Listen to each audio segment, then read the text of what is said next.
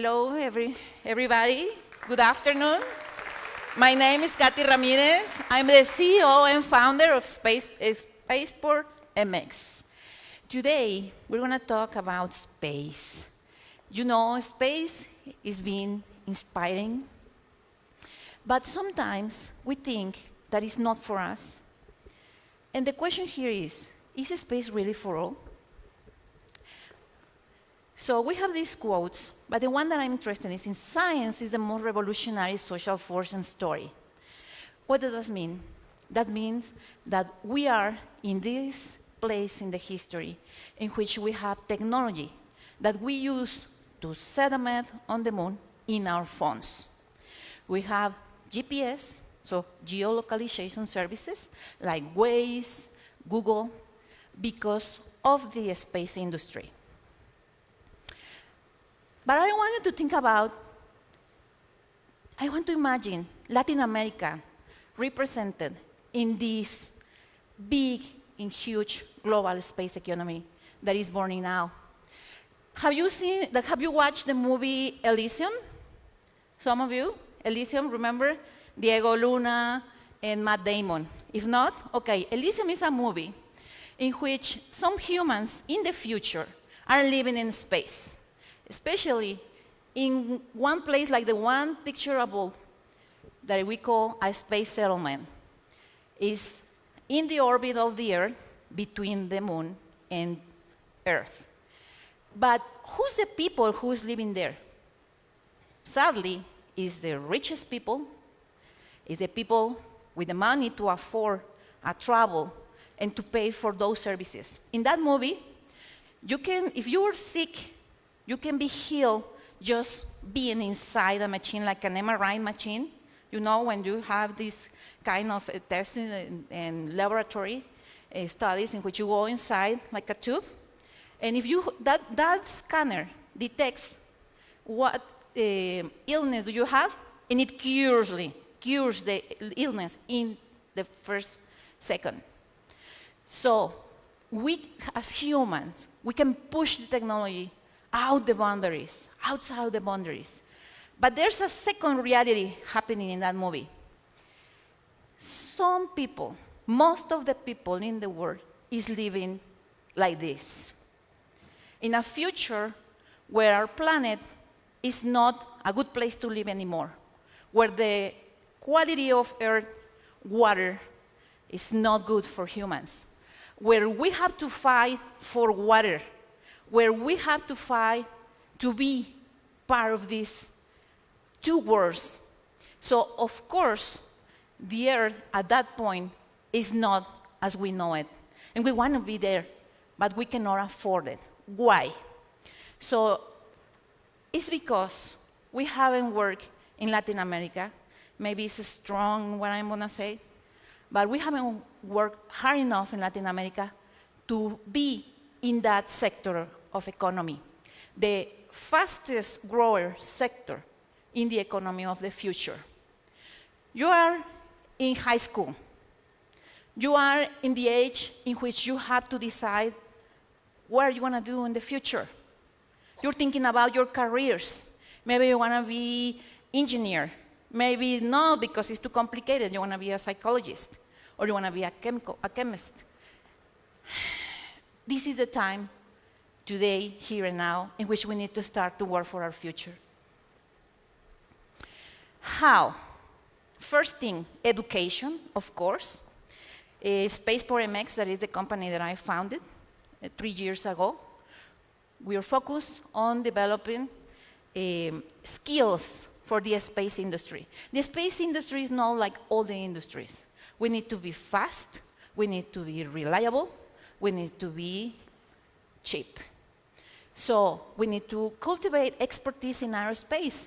We don't have enough careers in aerospace in Latin America. In fact, we have 3 or 4 careers in aerospace, universities that have that career in Mexico. We need to prioritize STEM careers, but also we need to learn that we are multifaceted persons, human beings, So we need psychology, history, anthropology. We need to invest in expertise. Why USA and the European Union or Japan are on the top of the countries developing space technology? Because they invest in technology. They invest in education. They invest in research. Sometimes we think that we're researching something that is not going to anywhere. And we stop, and we said, scientists are not doing nothing. They're not giving the results that we expect, and we close programs for research. But sometimes those scientists develop technologies that now we have. We have tennis shoes because we have Velcro, that it was developed for the International Space Station. You know, in the zero gravity, in the space, we are in zero gravity, and we're floating all the time. So we need to hold our things with Velcro. We have baby food, Pampers, because the first astronauts, when they went to space, they didn't have a bathroom. So they used a pamper. And was in that age, on the baby boomers age, when women, we start to work, and we needed Pampers for our kids. So now there's something in technology in space that we call downstream. We bring the technologies from space to the Earth. So, what is important more than education and research that is obvious? Collaborative partnerships. It's super important, the sense of community in space. Do you know that there's a rule of 5 seconds? In space, if you are without a spacesuit, in 5 seconds you die because there's no oxygen. The levels of radiation are super high. So if you are not collaborating in a place in which you can die in 5 seconds, the person next to you can be the one who's going to save your life. So you need to understand that collaboration is not only it looks good or it looks nice, but it's also a matter of survival. If we collaborate on research, projects, technology, technology transfer especially in technology transfer, we can shorten the time in which we're moving the tech frontiers farther. What do we need to create a space ecosystem? You know, an ecosystem is a place in which a organism develops healthy. So what do we need for a global space economy ecosystem? We need to develop a society that is economically good for growing as community. We need to create also facilities for space. Do you know that we don't have an astronaut program? So we don't have Mexican astronauts. We don't have something like NASA. We have the Agencia Espacial Mexicana, but we are very limited budget. So we cannot do much things about that. But now we're living in this era, the new space era, in which not only the big agencies and the government is in charge of space development, it's private sector, companies, entrepreneurs that we call astropreneurs, and all the people that is going to support all this ecosystem in order to have a future for you and your kids. But there's also that is super important to talk about this: policies, awareness, and future outlook. Do you know that the treaties that we have for the deep space, there's a treaty about the moon, and there's a treaty about space, and it's from the 80s, from the 70s, from the 50s. So we don't have a current law that supports the activities in Mexico. We are trying to change the constitution in Mexico in order to have space activities. as activities that we can do, because now they're not in a constitution. So the problem looks bigger. But if we start having talks like this, in which we talk about what is space, what is important for us, why it is for us, because maybe you can say, well, what it has to do with me? Today, I'm so happy to be here and honored, because the speakers before me were talking about discrimination, love, sustainability, phones, addictions. We're talking about what we are as humans. And the future that we're facing, it has to be with all of those things. So if we develop a policy in which Mexico and Latin America can be part of these efforts, worldwide efforts, we can have better income. Do you know that people that is working in the space industry is having salaries 70% above all the other sectors? So it works. It's important to do it. It's important to be part of this sector because it's good for ourselves also. We're trying with talks like this to promote and to talk with you because, for example, in my case, I'm living in Brownsville since 15 years ago. When I went there, I wasn't related with space. But SpaceX came to the city, to Boca Chica. And we start to live like this sensation of the space city.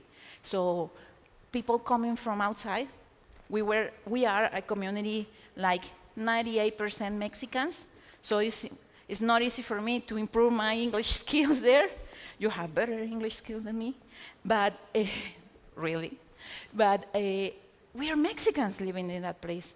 But when the space boom came to the area, we have the diversity. Now we have people from other countries, we have people from other states, we have people around the world that is bringing new food, new habits, new needs. So now we need to think about different kinds of restaurants. We need to think about more nurseries, because people come with babies, and we don't have enough nurseries for babies, or dog walkers, you see? So when a community grows, everything grows. Even if you're not in space, you can be have the benefits of being part of that community. Or you can have a restaurant like in Houston. If you go to Houston to McDonald's, it's not Ronald McDonald's just in the main entrance. It's an astronaut. If you go to Hilton, all the rooms are decorated with space images. So that's a space city. So the way in which we can be part is so diverse that there's something for us there. Now I want you to close your eyes. I'm so glad that someone before me did this, okay? So because I want you to think one more thing. Close your eyes, please. Close your eyes. Let's close our eyes. And let's imagine that we are inside a rocket ship, okay? We are ready for a long trip to Mars. 9 months, by the way. We're going in this ship inside with 100 more persons. We're going to be there for 9 months in a very small space, a tiny space. We're going to be crowded for 9 months. If we look outside, the only thing that we see is blackness. Who do you imagine is next to you? Who are your choice to travel with? Maybe it's one member of your family. You can only choose one because we need to bring diversity in this ship. Maybe it's your loved one. Maybe it's your son. Second thing, now we are landing in Mars, and the door is opening. and what you see is the vastness of a red planet. Dangerous.